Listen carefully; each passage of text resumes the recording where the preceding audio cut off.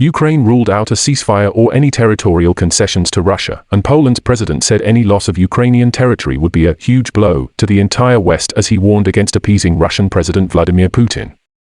Air raid sirens blared across Ukraine on Monday morning, sounding the daily alarm ahead of anticipated attacks by Russian forces in the east and south of the country.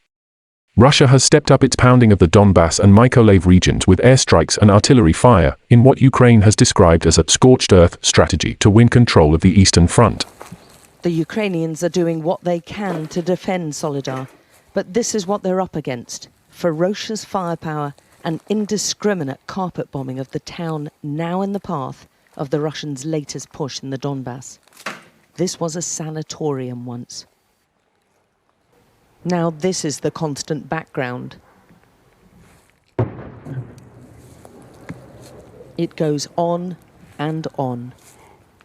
The war must end with the complete restoration of Ukraine's territorial integrity and sovereignty, Andriy Yermak, Ukraine's presidential chief of staff, said in a Twitter post on Sunday. Polish President Andrzej Duda offered Warsaw's backing, telling lawmakers in Kiev on Sunday that the international community had to demand Russia's complete withdrawal and that sacrificing any territory would be a huge blow to the entire West.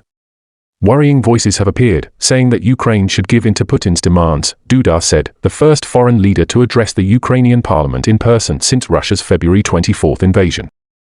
On Saturday, Ukraine's lead negotiator in the stalled peace talks, Mikhailo Podolyak, said, any concession to Russia is not a path to peace, but a war postponed for several years.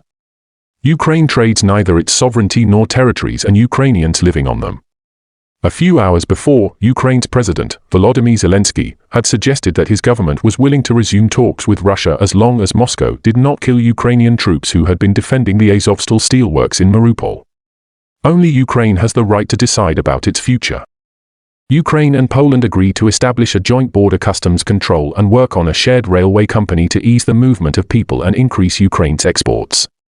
Most Ukrainian refugees have crossed to the European Union through border points in Poland, Slovakia, Hungary, and Romania. Poland has granted the right to live and work and claimed social security payments to over 3 million Ukrainians. Ukraine, one of the world's major exporters of wheat and corn, has been unable to export nearly 25 million tons of grains, causing global food prices to soar.